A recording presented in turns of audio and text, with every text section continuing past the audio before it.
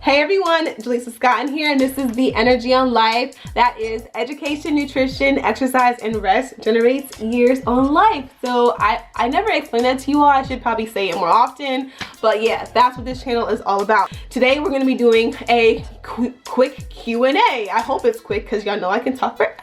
So yeah, I wanted to come on here and do this Q&A because I got like all these questions from my clients and from all you guys over here on YouTube, and I was reading through the comments and I just kind of took questions from the comments and put them on some paper, and we're gonna get to it. So if you have any more questions that you want answered by me, leave them in the comments below. And also they could be training, they could be you know, lifestyle related, or we can talk about competition. So let me know and I'll do another Q&A in the future. But now we're gonna get into these questions, so stay tuned. All right, question number one. How much weight should you be lifting? All right, well, this is actually not the easiest question to answer because it really all depends on you. It depends on what your goals are. It depends on your current fitness level, what your experience is with whatever exercise that you're doing. It depends on whatever exercise that you're doing. It depends on, you know, are you training a lagging body part that's not as strong as the other ones? Are you training, like, are you doing an isolated movement? Are you doing compound?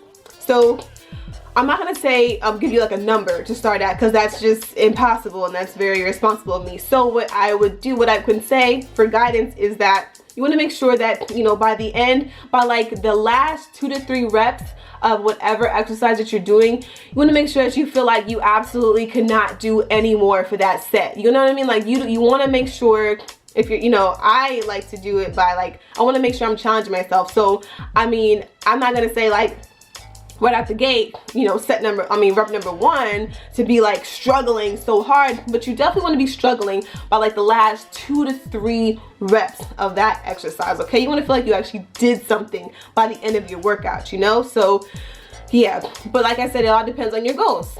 So next question, how many rest days should you take? So once again, this is not the easiest question to answer because it really all depends on you. It depends on what you're doing. It depends on what your goals are. And how, like, you know, like if you're training for a competition, you have this set amount of weeks that you're prepping for, you're not gonna really have that leeway to take more, you know, more rest days. However, like for me, example, right now I'm not competing, so I'm taking like at least 2 to 3 rest days a week, and I'm just mostly listening to my body and, you know, going off of that. Like if I feel like, oh, I'm about to get this great workout in, yeah, I'm gonna make sure I go work out. And even if I worked out for like the last 5 days, you know what I mean? But if I worked out for like 3 days a week and I hit some like really hard workouts and my whole entire body is sore, I am not about to waste my time in that gym, driving all that damn time to get to the gym and waste my time and be like moping through the workout and like, you know, push myself through. Like I'm not doing this to my body anymore. Like I'm not doing that no more. So how many rest days really depends on you and your goals and what you want to do and your current fitness level. So my advice is to just listen to your body and follow it. Let your body guide you. That's the best I can do for now. All right, next question. So what percentage of protein, carbs, and fats should you eat? All right, once again, y'all, another question that depends entirely on your body, your current physique, your goals, your height, your weight, your age, your current fitness level. I mean, what you want, you know, like whatever your physique goals are. Do you want to build muscle? Do you want to lose fat? Do you want to build muscle and lose fat? Are you training for a physique competition? Are you training for a powerlifting competition? Like, it really all depends. Or do you just want to maintain a healthy weight? You know what I mean? Like, it really all depends. So I really can't tell you. What I can say is I remember that even if you're not tracking your macros, your body still knows that you're eating, you know, like you're still eating macros even if you're not tracking your macros. So let's just put that out there. Experts that I trust and articles that I've read and stuff like that, and from just my own research, I can say that generally, if you want to build lean muscle, you want to be eating between 0.875 grams per pound of body weight in protein, or in between 1. Like, so between 0.875 and 1 gram per pound of body weight is what you want to do if you're trying to build lean muscle. And then typically they say do not go over like 25% of your calories, in fat. So that is that, and then of course the rest will be carbs. So I can't give you a number, like it all depends on whatever your goals are. And then at the same time, so I can say for me right now, I I am carb cycling, so on the days that I'm not eating such high carbs, I'm flipping it and I'm eating more fats like today. And I'm just kind of playing around with it because I found over the years that I've been doing this, it's been years, like 5 years, that my body typically thrives on that kind of diet, a carb cycling. When I'm trying to lean out, excuse me, I do really, really well with carb cycling, so that's why I'm doing it. So those are just general guidelines. Just general guidelines, y'all. So it all depends on you and your body, okay? Keep that in mind. Oh, here's an easy question. What headphones do I use in the gym? I absolutely love my Bluetooth headphones. I know I've mentioned these before on the channel. These are MPow Cheetahs or something like that. I ordered them off of Amazon. I love them. They're little earbuds and they work so well. These, let me focus. Here we go. These are actually my second pair of these bad boys. So my first pair just died, but it was months. Like honestly, it took months for that to happen, and I really feel like they died mostly because I would sweat so much. So, and I probably don't wipe them off like I should be doing. So yeah, they're really easy. You just put them, just like this, over your ears, and then you can push the little button right here to connect. Oops. Oh shit. See what I do it on camera, it comes out wrong. So yeah, they're really, really easy to do. Just like they come out, you put them on just like this, and yeah, you push the little button to connect to your phone. I love it. The sound is so clear. I feel great when I have them on. They're not in the way. I don't have the cord from my iPhone headphones in the way. I love them, and you can talk on the phone with them too.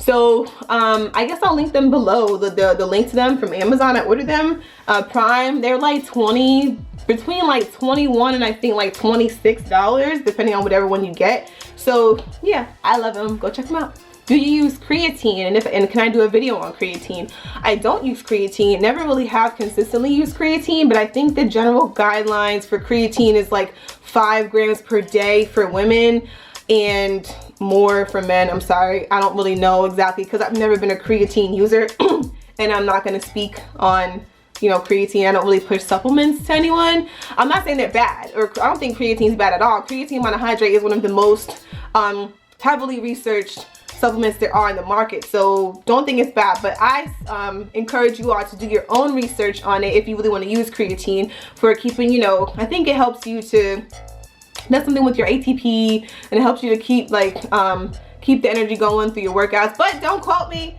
don't crucify me. I'm just I don't use it, and I have not researched creatine in quite some time.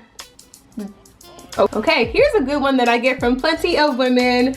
How do I lose weight and like on all the right places, but not my boobs or my butt? Like this kind of goes, they kind of go hand in hand. The question was actually, how do I lose weight but not my boobs? But you know, with women, we want to make sure that we keep our curves in all the right places and we keep the fat in all the right places, right? In a perfect world, ladies, that would be ideal and that would totally work. However, in this world that we live in, which is the real world, I'm sorry. When you lose weight, you're probably gonna lose some of your boobies, okay? Because your boobs are fatty tissue, so you know, as you lose your fat, your body's gonna pull it from wherever. You can't spot reduce fat, but one of the great things about lifting is that you can build muscle in the areas that you want. You can target specific muscle groups while you're lifting. So you can't spot reduce the fat, but you can totally build muscle in the areas that you want to build the muscle in. So, you know, if you want to, you know, keep your booty up, you can totally do that. You want to build a nice little peach back there. It's not going to be bodacious, like, and like, you know, super extreme, like some of these Instagram model. It's not going to be like so bodacious and out of proportion with your whole body, but you'll build up a nice little round piece that you can be proud of and that you can, you know, take a nice little photo with, you know what I'm saying? I'm just saying. So yeah, so for example, before I really got into lifting, this was like 5 years ago, and Instagram was kind of like just becoming more popular, I used to look at the women, the fitness fit chicks or whatever on social media and be like, damn, how does she have such great boobs and she's so fit everywhere else and so toned and muscular and she's got abs, but she's got these great boobs? Like, how is that possible? Well, ladies, it's not possible. It's called implants or fat transfers. I don't know if they do fat transfers up here, but I mean, fat transfers down here for sure. So don't compare yourself. Do your best not to compare yourself to these images that you see all over the place. There is Photoshop. There are surgeries that go on behind the scenes, and it's just great push-up bras. They have those new butt things, and I'm not encouraging or discouraging or trying to make anybody feel bad for having any of those things done. Girl, you want to do that, boo boo, go ahead on, do you. What I'm saying is that you're gonna lose some fat on your boobs, and don't feel bad about it, because it is what it is. If you want to keep your boobs like kind of perky, you want to keep your nipples pointing straight and not downward, what you can do is definitely make sure you're doing your chest exercises. Do some push-ups. You know, you can do some dumbbell bench press and some cable, what do I want to say? What's the word, Angel? You can totally do that, but you're not really gonna build like a bigger cup size, just unless you go buy that, okay? So that will do it for our Q&A today. If you have any more questions about training or competitions, let me know in the comments below. I'll do another Q&A. This will be like a more formal one, because I'll be actually asking for questions. And if you want coaching, hit me up, EOLHealthCoaching@gmail.com. I do macro coaching and write training programs for you. And we have bi-weekly coaching calls with me. Like, why would you not want to do that? So anyway, let me know, hit me up. Hope you enjoyed the video. Let me know if it helped you all. Thumbs up. I will see you all in the next video. Like, comment, subscribe, and share. And yeah, peace out.